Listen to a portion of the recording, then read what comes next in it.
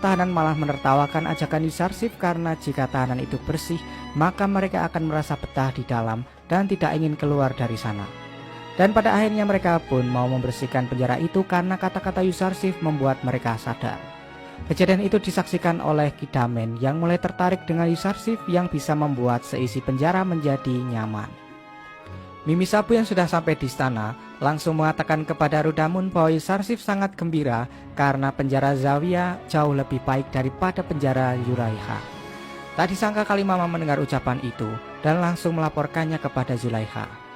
Hal itu membuat Zulaiha akan membuat penjara itu bagaikan neraka bagi Yusarsif sampai dia jera dan minta dibebaskan dari penjara Zawiyah. Zulaiha lalu menuliskan surat kepada Kidamen jika dia mengirim Yusarsif ke penjara agar dia bisa mematuhi perintahnya. Tapi jika dia tetap tidak mematuhi perintahnya, dia harus dihukum seberat-beratnya. Surat itu pun langsung disampaikan Kidamen kepada Yusarsif dan Yusarsif tetap akan menolak karena dia akan lebih suka tinggal di penjara daripada istana Zulaiha. Sementara itu Kimuni mulai mencari keberadaan Apophis di istana Amunhotep dan juga di rumahnya. Akan tetapi keluarganya juga tidak mengetahui kabar dari Apophis sampai saat ini. Sedangkan di penjara Apophis dan Inarus mulai berdebat yang pada akhirnya mereka berkelahi. Perkelahian itu membuat Yusarsif menyuruh mereka untuk segera mengakhirinya dan menceritakan apa yang sebenarnya terjadi. Apophis langsung menceritakan bahwa mereka berdua berusaha akan membunuh Amunhotep, akan tetapi karena kecerobohan Inarus, mereka berdua gagal dan dipenjarakan di sana. Inarus kembali menyuruh Apophis untuk segera mengakui dan membuka mulut siapa sebenarnya dalang dari rencana pembunuhan Amunhotep itu. Namun Apophis tetap saja akan menutup mulutnya agar keluarganya baik-baik saja. Yusarsif langsung bisa menebak bahwa semua itu pasti perbuatan para pendeta kuil Amun karena mereka adalah orang-orang yang tak pernah mengenal belas kasihan. Apophis yang mulai ketakutan pun langsung mengatakan bahwa bukan mereka dalang dari semua ini. Sementara itu para penghuni istana Potifar mulai mengirimkan baju yang layak pakai serta beberapa makanan untuk dikirim ke penjara Zawira. Zulaiha yang tidak mengetahui hal itu pun langsung memarahi Kalimama karena menurutnya Yusarsif di penjara supaya ia menuruti perintahnya, bukan malah untuk bersenang-senang. Dia juga akan membuat penjara itu layaknya neraka bagi Yusarsif. Pendeta Kimuni yang terus mencari keberadaan Apophis sampai di penjara Zawira dengan menyamar sebagai orang biasa dan mengaku sebagai saudara Apophis. Hal itu langsung membuat penjaga langsung melaporkannya kepada Kidamen karena jika ada yang mencari keberadaan Apophis, dia harus segera melapor kepada Potifar. Kimuni langsung ditangkap oleh para penjaga dan dibawa masuk secara paksa. Dan pada akhirnya para penjaga mengetahui bahwa dia adalah seorang pendeta kuil Amun dan mempertanyakan kenapa seorang pendeta menanyakan keberadaan seorang tahanan penjara. Kimuni akan melaporkan kejadian ini kepada Anikmahu, akan tetapi Kidamen malah mengatakan bahwa Kimuni tidak akan bertemu lagi dengan Anikmahu dan akan menjadi tamunya mulai dari sekarang. Potifar yang mengetahui berita itu pun langsung menuju penjara untuk segera menginterogasi ulang Apophis dan Inarus. Setelah Potifar mengetahui bahwa yang mencari Apophis adalah Kimuni, pendeta kuil Amun, dia mulai yakin bahwa kuil Amunlah yang berada di balik rencana pembunuhan Amunhotep. Kemudian Potifar menanyakan kepada Apophis dan Inarus kenapa pendeta Kimuni mencari mereka berdua dan apa hubungannya dengan mereka. Karena mustahil jika tiba-tiba Kimuni mencari Apophis jika tanpa suatu alasan.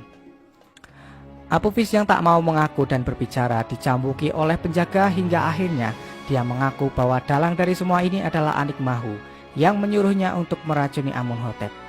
Apophis juga mengaku bahwa dia yang mengajak Inarus untuk bekerja sama meracuni makanan dan minuman Amunhotep, tapi Inarus akhirnya tidak melakukan rencana itu karena ia takut jika gagal membunuh Amunhotep, dia akan dihukum sangat berat. Potifar lalu akan berencana menemui Amunhotep dan akan melaporkan kejadian yang sudah terbongkar itu kepadanya. Tapi sebelum dia pergi dari penjara, dia menyempatkan untuk melihat keadaan Yusarsif yang telah membuat seisi penjara menyukainya. Potifar pun mengungkapkan bahwa Yusarsif sangat mencintai kalangan tertindas dan menentang penguasa yang angkuh. Kemudian saat Potifar melaporkan masalah kepada Amunhotep, Amunhotep langsung berencana akan membunuh para pendeta di hadapan para warga Mesir. Namun rencana itu dicekal oleh Amunhotep muda yang tak ingin adanya pertumpahan darah.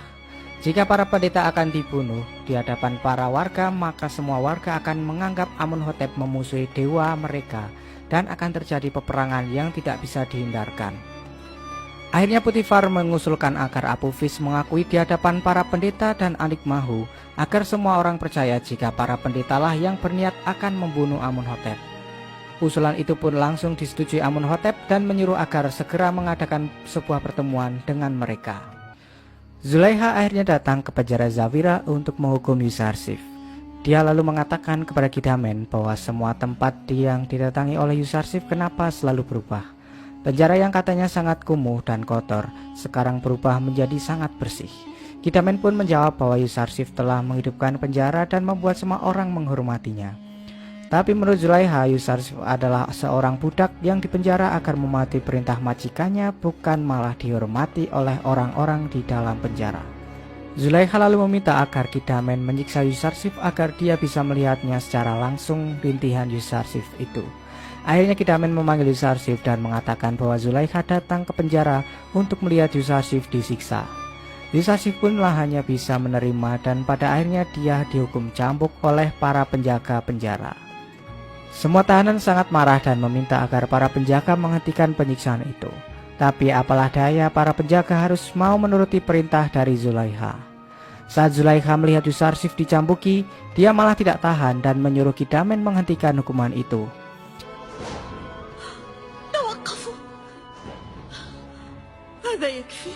Setelah itu, penjaga yang mencambuki Yusarsif meminta maaf karena telah mencambuk Yusarsif dengan keras. Karena jika tidak, maka dia juga yang akan terkena hukuman. Yusarsif pun memaafkannya dan merasa sangat lemas. Setelah itu Kidamen mendatangi Yusarsif dan merasa aneh karena ketika Zulaikha melihat Yusarsif dicambuki, tiba-tiba saja dia menyuruh untuk menghentikan hukuman itu. Yusarsif lalu mengatakan bahwa Zulaikha memang wanita yang aneh, karena marahnya seperti orang tak berhati batu dan kasihnya juga seperti orang tak berakal. Zulaikha yang sudah di istana merasakan betapa sedihnya dia karena jauh dari Yusarsif. Dia juga mempertanyakan kenapa harus memenjarakan Yusarsif padahal dia saja tidak bisa jauh darinya. Kembali ke penjara, Yusarsif mulai berceramah di hadapan para tahanan bahwa dunia di dalam penjara bukanlah akhir bagi mereka semua. Bahkan ada orang yang di luar penjara menganggap hidup mereka jauh lebih buruk dari penjara karena kegelisahan mereka di luar. Semua penghuni penjara mendengarkan ceramah Yusarsif itu, bahkan Kidamen juga mendengarkannya dari atas penjara dan menganggap semua perkataan Yusarsif itu memang benar adanya. Sementara itu di kuil Amun, para pendeta mulai gelisah karena keberadaan Kimuni saat ini tidak diketahui. Mereka takut jika Kimuni tertangkap juga maka akan mengakibatkan nyawa mereka akan terancam. Jika salah satu dari mereka membuka mulutnya, maka Amunhotep pasti akan langsung menghancurkan mereka semua dan membatasi kekuasaan kuil. Anikmahu lalu menugaskan agar segera menemukan di mana keberadaan Kimuni, Apophis, dan Inarus agar mereka bisa selamat dari masalah ini. Yusarsif yang sedang menjalankan tugas di tambang batu tak sengaja bertemu dengan kafilah dari Kanaan yang sedang mengejar untanya yang lari. Yusarsif menanyakan tentang keadaan Nabi Yakub di Kanaan. Dan ketika orang itu menceritakan bahwa Nabi Yakub selalu menangisi kepergian salah satu anaknya, Yusarsif langsung bersedih dan meneteskan air mata. Hal itu membuat orang itu bertanya-tanya kenapa Yusarsif menangis dan menanyakan siapa Yusarsif sebenarnya. Yusarsif pun tidak mengaku bahwa dirinya adalah Yusuf, anak dari Yakub yang hilang. Dia hanya berpesan kepada Yakub agar mendoakan anak-anak yang jauh dari orang tuanya dan tetap bermunajat kepada Allah agar segera dipertemukan dengan anaknya yang hilang. Setelah itu tiba-tiba saja unta yang tadi lari jauh kembali kepada orang itu yang membuatnya merasa aneh, karena dari tadi unta itu merasa takut kepadanya. Yusarsif mengungkapkan bahwa semua makhluk hidup di dunia memiliki misi dan tujuan tertentu. Malam harinya Apophis dan Inarus bermimpi sangat aneh dan menceritakan kepada masing-masing. Mimpi Apophis adalah dia sedang berdiri dan membawa banyak roti di atas kepalanya, lalu burung gagak memakan roti itu ramai-ramai. Sedangkan mimpi Inarus adalah dia sedang memeras 3 tangkai anggur dan memberikannya kepada Amunhotep yang sedang terlihat marah besar. Mereka berdua sangat bingung apa arti dari mimpi itu dan berniat akan menanyakannya kepada Yusarsif yang mereka anggap pintar di penjara.